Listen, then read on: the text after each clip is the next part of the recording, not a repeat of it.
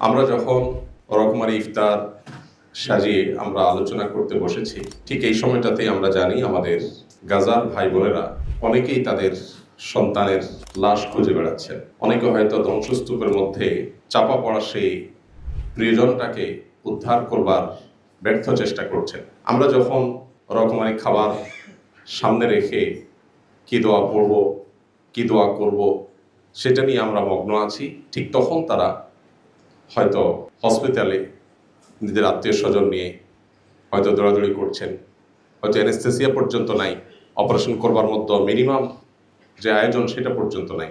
আমরা যে দেশে বসবাস করছি, আমাদের এই প্রিয় স্বদেশে, আজকের গাজার মুসলমানদের রক্তচোষা, ফিলিস্তিনের মানুষের রক্তচোষা, সকাল বিকাল শিশুদের রক্ত দিয়ে যারা নাস্তা করে এবং খাবার খায়, নির্লজ্জভাবে যারা যুদ্ধবিরতি ভঙ্গ করে ঠিক 17ই রমজানকে নির্বাচন করে, ঐতিহাসিক বদর দিবসকে নির্বাচন করে ওই দিনের সাহরির সময় আঘাত, এটা পরিকল্পিত। প্রতি বছর আপনারা লক্ষ্য করে থাকলে দেখবেন, গত বছর, তার আগের বছর, তার আগের বছর, টানা কয়েক বছর আমার পরিষ্কার মনে আছে, ঠিক রমজান মাসে আঘাতটা করা হয়। এবং যত যুদ্ধবিরতি ইত্যাদি মুখে বলা হোক না কেন, চির মুনাফিকের পরিচয় দিয়ে তারা মুসলমানদেরকে ঠিক রমজান মাসে, ঈদের দিনে, 17ই রমাদান, এই দিনগুলোকে বাছাই করে করে তারা আঘাত করে। আমাদের এই দেশে সে সকল আঘাতকারী নরপিশাচদের যে সমস্ত আদর্শের ধারকরা আছে, তাদের গলার জোর এত বেশি। আমার অবাক লাগে, আমরা বেঁচে থাকতে এই দেশে অন্তত বসে কিভাবে এই মানুষ খেকোদের আদর্শের ধ্বজাধারীরা উঁচু গলায় এদেশে কথা বলতে পারে। কতটা নির্লজ্জ হলে মানুষ, কতটা বেহায়া হলে মানুষ এরকম খুনের সপক্ষে সাফাই গাওয়া কিংবা খুনিদের ব্যাপারে মৌন সমর্থন, নানাভাবে তাদের আদর্শের সমর্থন একজন মানুষ কিভাবে করতে পারে। ধর্মীয় দৃষ্টিভঙ্গি আমরা একটু সাইডেই রাখলাম। আমার মনে হয় এটার জন্য আমাদেরও দায় আছে। আমরা একটু ঝেড়ে কাশতে পর্যন্ত অনেক বেশি ভয় পাই। আমাদের কাছে আমাদের চাকরি, আমাদের অবস্থান, এগুলা এত বড় হয়ে দাঁড়ায় যে আমার মিনিমাম বিবেকের তাগাদায় যে কথাটা বলা দরকার, যে দায়িত্বটুকু পালন করা দরকার, সে দায়িত্বটুকু পালন করতে পর্যন্ত অনেক সময় আমরা পারি না। আল্লাহ তাআলা আমাদেরকে অন্তত এখন সুযোগ করে দিয়েছেন, অন্তত মুখ ফুটে কথা বলবার। আমরা যদি সে দায়িত্বটুকু পালন না করি, তাহলে আল্লাহর কাছে আমাদের দায় হবে অনেক বেশি।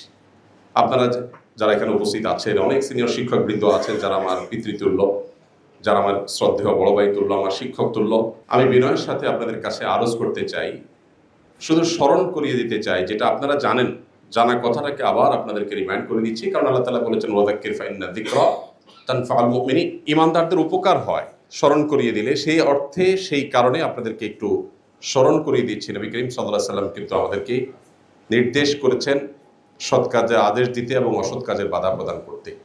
আপনারা জাতির বিবেক, আপনারা আল্লাহ তাআলার পক্ষ থেকে যে সম্মানের অধিকারী হয়েছেন, এদেশের অন্য বহু শ্রেণী পেশার মানুষ এত সম্মানের অধিকারী নন। আল্লাহ আপনাদেরকে যে সামাজিক অবস্থান দিয়েছেন, এই সমাজের উপর আপনাদের যতটা প্রভাব আছে, আল্লাহ তাআলার কাছে তার দায়ও কিন্তু অনেক বড়। নবী করিম সাল্লাল্লাহু আলাইহি ওয়াসাল্লাম সেই হাদিসটি আমরা শুনেছি, কুল্লুকুম আলা কুল্লুকুম রাইন ওয়া কুল্লুকুম মাসউলুন আন রাইয়াতিহি, তোমরা সবাই দায়িত্বশীল। সো সবাই যার যার দায়িত্বের পরিধি অনুপাতে আল্লাহর কাছে জিজ্ঞাসিত হতে হবে। যার দায়িত্ব এর পরিধি যত বড় হবে, যার সামাজিক অবস্থান যত বড় হবে, আল্লাহর কাছে তার জবাবদিহিতাটাও তত বড় হবে। আমরা আজ নির্যাতিত ফিলিস্তিনিদের পক্ষে দু চার কলম লেখা, তাদের সহমর্মী হয়ে কখনো রাস্তায় একটু মানববন্ধন করা, কখনো একটু কোথাও একটু দাঁড়ানো, কোথাও যথাবিহিত নিয়ম শৃঙ্খলার মধ্যে থেকেও আমরা একটু প্রতিবাদ করা, এই দায়িত্বটুকু পর্যন্ত আমরা অনেকেই পালন করছি না। আমি খুব লজ্জিত হই একজন বাংলাদেশি হিসেবে, কারণ ফিলিস্তিন ইস্যুতে বাংলাদেশের মতো এরকম নির্লজ্জভাবে এতটা নীরবতা, নিস্তব্ধতা পৃথিবীর কোনো দেশে আমার চোখে পড়েনি। জাপানের মতো দেশে গত বছর ফিলিস্তিনি হামলার সময় আমি টোকিওতে ছিলাম, এত বড় মিছিল, জাপানের মতো দেশে যেখানে মুসলমান এত কম, যে সংখ্যা উল্লেখ করবার মতো না, সেখানে এত বিশাল বড় মিছিল, এবং সেখানে বিভিন্ন দূতাবাস ঘেরাও এত চমৎকারভাবে হয়েছে যে আমার দেশে পর্যন্ত হচ্ছে না। এবং সেখানে ইহুদি কোম্পানিগুলো, বিশেষ করে যে ফুড চেইন স্টোর যেগুলো আছে, সেগুলোর সামনে যে পরিমাণ মাছি মারে, এটা আমি নিজের চোখে যেটা দেখেছি, দুর্ভাগ্য আমার দেশে মানুষের ভিতরে সেরকম কোনো সেন্স পর্যন্ত নাই। আমার মনে হয় জাতিকে জাগাবার দায়িত্বটুকু আপনাদের অন্তত আছে। আপনারা শিক্ষক হিসাবে আপনাদের কলম ধরবার, আপনারা জাতিকে সচেতন করবার যে দায়িত্ব আছে, সেই দায়িত্বটা যদি আপনারা সঠিকভাবে পালন করেন, তাহলে আমরা যারা সাধারণ মানুষ আছি আমরা ইনশাআল্লাহ আপনাদের পেছনে, আমাদেরকে আপনারা পাবেন এবং জাতিকে আপনারা জাগাতে পারবেন। পৃথিবীর অন্যান্য অমুসলিম দেশগুলোতে পর্যন্ত, এমনকি খোদ আমেরিকাতে পর্যন্ত এই মানব ইতিহাসের ন্যাক্কারজনক বর্বরচিত অসভ্যতা, এটার বিরুদ্ধে সেখানে যেরকম মানুষ ফুঁসে উঠেছে, মানুষ যেরকম রাস্তাঘাটে বের হয়েছে এবং ইহুদি কোম্পানিগুলোকে যেভাবে বয়কট করেছে, আমার দেশে পর্যন্ত সেটা হচ্ছে না। আপনি যান, আমরা এখানে যারা আছি, আমার মনে হয় আমাদের বেশিরভাগ মানুষের বাসা বাড়ি চেক করলে, আমরা নিজেরা যদি নিজেদের বাসা চেক করি, আমরা দেখতে পাবো আমাদের বেডরুমে, আমাদের টয়লেটে, আমাদের কিচেনে, আমাদের প্রত্যেকটা রুমে ইহুদি প্রোডাক্ট দিয়ে ভরা। আমাদের পেস্ট, আমাদের সাবান থেকে নিয়ে প্রত্যেকটা আইটেমে প্রোডাক্ট, আমাদের ঘরবাড়ি ভরা, আমাদের অফিস আদালত ভরা। অথচ আমার দেশীয় প্রোডাক্ট আছে, একটু মান হয়তো কম হবে, দাম হয়তো একটু বেশি হবে। আমরা অনেক দেশত্ববোধের কথা বলি, কিন্তু আমাদের ব্যবহারিক জীবনে সেটা কোনো ছিটে ফোঁটা আমরা দেখতে পাই না। আমি বাংলাদেশ বিমানে একবার কোথাও যাচ্ছিলাম, দেখলাম আমাকে কোকা কোলার একটা বোতল দেওয়া হলো। আমি বললাম, কেন কোকা কোলা খাবো? আমি আমার কেরিয়ারে বসে আমি কেন কোকা কোলা খাবো? আমার দেশীয় ড্রিঙ্কস নাই, কেন আপনি সেটা দিবেন না? পরে আমি বললাম, এটা আমি প্রতিবাদ স্বরূপ খেলাম না, আপনি এটা নিয়ে যান, আমাকে সাদা পানি দেন। তো আমাদের দেশে এই কথাগুলো আপনাদের মুখ থেকে উঠে আসা দরকার।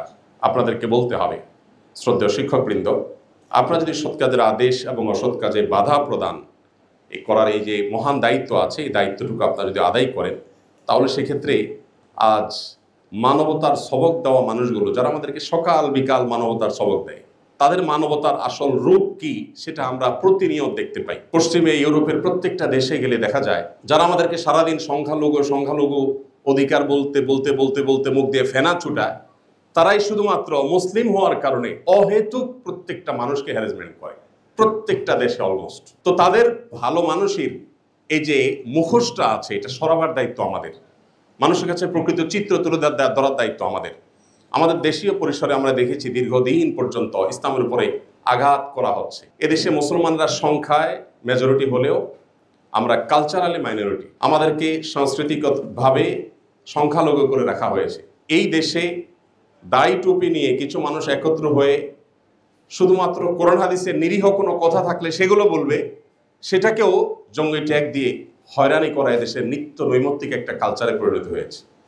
এবং এখনো পর্যন্ত এক শ্রেণীর মিডিয়া, তারা ইসলাম এবং ইসলামিক কৃষ্টি কালচারের প্রতি যে বিমাতা সুলভ আচরণ করে চলেছে, এই কালচারটা আমাদের ভাঙতে হবে। আমাদের বুক থেকে জগদ্দল পাথর সরে গেছে, কিন্তু সাংস্কৃতিক যে যুদ্ধ চাপিয়ে দেওয়া হচ্ছে, মুসলমানরা ইসলামের শিক্ষা যত বেশি শিক্ষিত হবে, ইসলামকে যত বেশি ধারণ করবে, তত বেশি এদেশের সংখ্যালঘুরা যেমন ভালো থাকবে, এদেশের সাম্প্রদায়িক সম্পৃক্তি তত সুন্দর হবে, এদেশে সব দিক থেকে আমরা আশানুরূপ ফল তত বেশি পাবো। কিন্তু দুর্ভাগ্যজনকভাবে ইসলামের প্রতি এক ধরনের ভীতি এমনভাবে সৃষ্টি করা হয়েছে যেন ইসলাম মানে হলো আতঙ্কের নাম, ইসলাম মানে যেন ভয়ঙ্কর কোনো কিছু। তো এই আতঙ্ক বা এই যে ভয় বা ভীতি যেটা সৃষ্টি করা হয়েছে, এটা দূর করাটা আমাদের দায়িত্বের মধ্যে পড়ে। আমি আপনাদের ছোট ভাই হিসাবে আপনাদেরকে শুধু কোরআন এবং হাদিসের আলোকে স্মরণ করে দিতে চাই, আল্লাহর কাছে আমাদের দায় কিন্তু অনেক বেশি, অনেক বেশি। একজন বিশ্ববিদ্যালয় শিক্ষক, আপনারা 5 জন বিশ্ববিদ্যালয় শিক্ষক যখন একটা বিবৃতি দিবেন, 10 জন বিশ্ববিদ্যালয় শিক্ষক যখন ব্যানার নিয়ে একটু দাঁড়াবেন, কোনো অন্যায়ের বিরুদ্ধে আপনারা যখন একটু মুখ খুলবেন, সেটা আমি তো মনে করি 10,000 কিংবা 10 লাখ নাগরিকের ভয়েসের চাইতে কোনো কোনো ক্ষেত্রে পাওয়ারফুল হতে পারে। তো এই যে সুযোগটা আছে, এই সুযোগটা আমি আশা করব আপনারা কাজে লাগাবেন। এই যে আপনারা ডাক দিয়েছেন, সমস্ত কাজ রেখে আমি ছুটে চলে আসছি। এই গোটা রমজান মাসে 2টা প্রোগ্রামে আমি গিয়েছি, একটা ইবনে সিনা ডাক্তারদের প্রোগ্রামে, আর হলো এই প্রোগ্রামে। এছাড়া থার্ড কোনো প্রোগ্রামে আমি যাই নাই। 2টা মিনিস্ট্রির প্রোগ্রাম সরকারি ছিল, হাতে পায়ে ধরে বিনয়ের সাথে মাপ চেয়ে আমি ওজোর খাই করে ছুটে আসছি, আমি যাই নাই। এই পুরো রমজানে কোথাও আমি যাই নাই, কোনো ইফতার প্রোগ্রামে যাই নাই, কোনো শিল্প প্রতিষ্ঠানের প্রোগ্রামে যাই নাই, কোনো টেলিভিশন চ্যানেলের কোনো প্রোগ্রামে যাই নাই। একমাত্র প্রোগ্রাম ইফতারের আগ মুহূর্তে শুধু এখানেই আসছি, আর কোথাও যাই নাই। এমনকি দেশে বাইরেও যাই নাই। এমনকি রমজানে ওমরা করতাম, সেটাও এবছর যাই নাই, শারীরিক অসুস্থতা, অন্যান্য ব্যস্ততার কারণে। এই প্রোগ্রামটা আমার কাছে অনেক বেশি গুরুত্বপূর্ণ মনে হয়েছে। কেন? কারণ এখানে আপনারা যারা আছেন, আপনারা এক একজন পাওয়ারফুল ইঞ্জিনের মতো, যে ইঞ্জিনের পেছনে হয়তো শত শত বগি আমি অ্যাড করতে পারবো বা দেখতে পাবো। তো আপনারা যদি আপনাদের জায়গা থেকে, ইসলাম বড় অসহায় হয়ে আছে আমাদের এই দেশে, এই ভূখণ্ডে মানুষ ধর্মপ্রাণ, হিন্দুরা, খ্রিস্টানরা, মুসলমানরা সবাই যার যার ধর্মে ধর্মপ্রাণ। কিন্তু এই ধর্মপ্রাণদের দেশে ধর্মকেই সবচাইতে বড় কালপ্রিট করে দেখানোর একটা নীল নকশা এদেশে দীর্ঘদিন যাবৎ চলে আসছে, এখনো পর্যন্ত প্রতিনিয়ত চলছে। আপনারা দেখেন আসুন্নাহ ফাউন্ডেশন যে সেবামূলক কাজ করে সারা দেশে, বিগত বন্যায় আমরা 164 কোটি টাকার চ্যারিটি কাজ করছি, এখনো সেটা চলমান আছে। 1500 ঘর আমরা নির্মাণ করছি বন্যা দুর্গত এলাকাগুলোতে, এক একটা ঘর 2,85,000 টাকা করে খরচ হচ্ছে। কোনটা কত খরচ হচ্ছে ফিগার সহ বলে দিচ্ছি, কারণ এর চেয়ে 1 টাকা কমে কেউ করতে পারে কিনা এরকম চ্যালেঞ্জ। এত কাজ করার পরেও, শত শত কোটি টাকার চ্যারিটি কাজ করার পরেও, বাংলাদেশ সবচেয়ে লার্জেস্ট ট্রেনিং সেন্টার দারিদ্র্য বিমোচনের জন্য, বেকারত্ব দূর করবার জন্য করার পরও, আরো হাজারটা কাজ করার পরও আপনি এদেশের মূলধারার বেশ কয়েকটা মিডিয়া পাবেন যে আধা লাইন পর্যন্ত নিউজ কখনো করে নাই, জাস্ট আধা লাইন নিউজ কখনো করেনি। তো আমরা কোন দেশে বসবাস করছি যারা ইচ্ছাকৃতভাবে ইসলাম এবং ইসলামিস্টদেরকে এই দেশে খারাপ করে দেখাতে ভালো বোধ করে, স্বাচ্ছন্দ্য বোধ করে, তাদের ভালোগুলোকে হাইড করতে চায়? আমার মনে হয় এক্ষেত্রে আপনাদের অনেক বড় ভূমিকা রাখার সুযোগ আছে। সংখ্যালঘু কয়েকজন, সংখ্যায় খুবই কম এরকম কয়েকজন বা সীমিত সংখ্যক মানুষ তারা ন্যারেটিভ দাঁড় করায় এবং সেই ন্যারেটিভ তারা জাতির কাছে হাজির করে, তারা বয়ান হাজির করে। আর আমরা যারা আল্লাহ তাআলা রাসূলের প্রতি বিশ্বাসী, আমরা যারা ইসলামী মূল্যবোধে বিশ্বাস করি, আমরা আমাদের দায়িত্বটুকু পালন করি না। আল্লাহর কাছে কি জবাবদিহিতা হবে? নবী করিম সাল্লাল্লাহু আলাইহি সাল্লামের কাছে কি জবাবদিহি হবে কিয়ামতের ময়দানে? যদি তিনি জিজ্ঞাসা করেন যে আমার দিনকে এত ছোট করা হয়েছে, আমার দিনকে এত তুচ্ছ করা হয়েছে, আমার আদর্শকে এত বাজেভাবে উপস্থাপন করা হয়েছে, তোমরা তোমার আদর্শে বিশ্বাসী ছিলে, তোমরা তোমার দায়িত্বটা কতটা পালন করেছো? আমার তো মনে হয় যে আপনারা সবাই যদি আপনাদের জায়গা থেকে, আমরা যদি সবাই আমাদের জায়গা থেকে আমাদের রোলটা প্লে করতে পারি, আমাদের দায়িত্বটা পালন করতে পারি, তাহলে ইনশাআল্লাহ আমরা এই দেশে দীর্ঘদিন যাবৎ যে জুলুম দেখে আসছি, যে বৈষম্য দেখে আসছি, ইসলামের প্রতি বিশেষ করে যে বিমাতা সুলভ আচরণ আমরা দেখে আসছি, সেটা হয়তো কিছুটা হলেও লাঘব করা সম্ভব হবে। তো আমি আশা করব যে আপনারা কাঁধে কাঁধ মিলিয়ে, বিশেষ করে সিনিয়ররা যারা আছেন তারা নেতৃত্ব দিয়ে আমাদেরকে এগিয়ে নিয়ে যাবেন। ইনশাআল্লাহ আপনাদের এগিয়ে যান, আপনাদের পেছনে পুরো জাতিকে আপনারা পাবেন। আমরা দেখেছি যে জুলাই আন্দোলনের সময় কিভাবে সারা দেশের মানুষ ঝাঁপিয়ে পড়েছে। দেখুন, দিন শেষে আপনাদের বিশ্ববিদ্যালয়ের শিক্ষার্থী এবং শিক্ষকরা আপনারা নেতৃত্ব দিয়েছেন। আপনারা যখন নেতৃত্ব দিয়েছেন, দেশের ইমাম, মুয়াজ্জিন, সাধারণ মানুষ, রিকশাওয়ালা, খেটে খাওয়া শ্রমিক সবাই কিন্তু ঝাঁপিয়ে পড়েছে। অতএব এভাবে প্রত্যেকটা ক্ষেত্রে আমরা দেখতে চাই যে আপনারা নেতৃত্ব দেন এবং দায়িত্বশীলতার জায়গা থেকে আপনারা ফিরে চলে আসেন। আল্লাহ তাআলা আপনাদেরকে, আমাদেরকে সবাইকে তৌফিক দান করুন। আজকের এই চমৎকার আয়োজন করবার জন্য আয়োজকদেরকে আমি ধন্যবাদ জানাচ্ছি এবং আমার আজকের এই আয়োজনে সামিল হওয়াটা আমার নিজের জন্য অনেক বড় সৌভাগ্যের ব্যাপার, কারণ আপনাদের সামনে আমি উপস্থিত হতে পেরেছি, 2-4টা মনের কথা আমি আগোছালো হলে উপস্থাপন করতে পেরেছি, এটা আমার জন্য সৌভাগ্যের বিষয়। ফিলিস্তিন ইস্যুতে আমাদের যেরকম বিশেষভাবে ভয়েস রেজ করা দরকার, আমাদের প্রতিবাদ মিছিল হওয়া দরকার। এদেশে একটা প্রতিবাদ মিছিল গত এই 2-3 বছরেও ফিলিস্তিন ইস্যুতে এত গণহত্যা হলো, সেখানে চোখে পড়ার মতো বা আন্তর্জাতিক মিডিয়ায় আসার মতো একটা বড় মিছিল এখনো পর্যন্ত হয়নি। বিভিন্ন ইসলামী নেতৃবৃন্দের সাথে আলাপ করেছি যে জুমার পরে অন্তত তারা একটা মিছিল বাইতুল মুকাররম থেকে একটা ঐতিহাসিক বড় ধরনের করে মিছিল করতে পারেন কিনা। তো অনুরোধ করেছি, অনেকে চেষ্টা করেছি, দেখা যাক কি দাঁড়ায়। তো আমরা আমাদের জায়গা থেকে অন্তত, আপনারা বিশ্ববিদ্যালয়ের শিক্ষকরা যদি আপনারা একটু দাঁড়ান কোথাও, আপনারা আপনাদের মতো করে দাঁড়ালেন, আপনারা 100 জন 101 জন বিশ্ববিদ্যালয়ের শিক্ষক যদি একটু বিবৃতি দেন, আমাদের মেয়েরা যখন একটু পর্দার জন্য হ্যারাসমেন্টের শিকার হয়, দাড়ির জন্য যখন কোনো জায়গায় হ্যারাসমেন্টের শিকার হয়, আমরা যত কথাই বলি না কেন, আপনাদের 10 জন বা 20 জনের একটা বিবৃতি, আপনাদের একটা বক্তব্যের ওজন অনেক বেশি।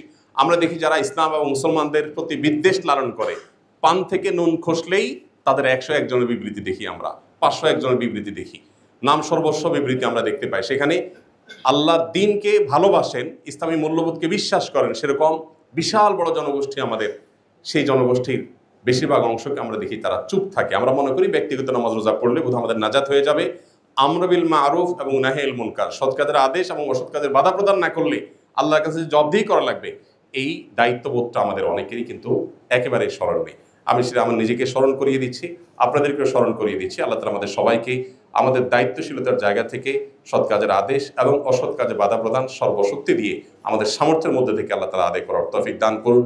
আল্লাহ আমাদের প্রিয় স্বদেশকে ভালো রাখুন গাজার মুসলমানদের এবং তাদের উপর যে অভিশপ্তরা আজ এই বর্বরচিত হামলা চালাচ্ছে, আল্লাহ রাব্বুল আলামিন এই অভিশপ্তদের প্রতি আল্লাহর অভিশাপ বর্ষণের দৃশ্য আমাদেরকে দেখে যাওয়ার তৌফিক দান করুন।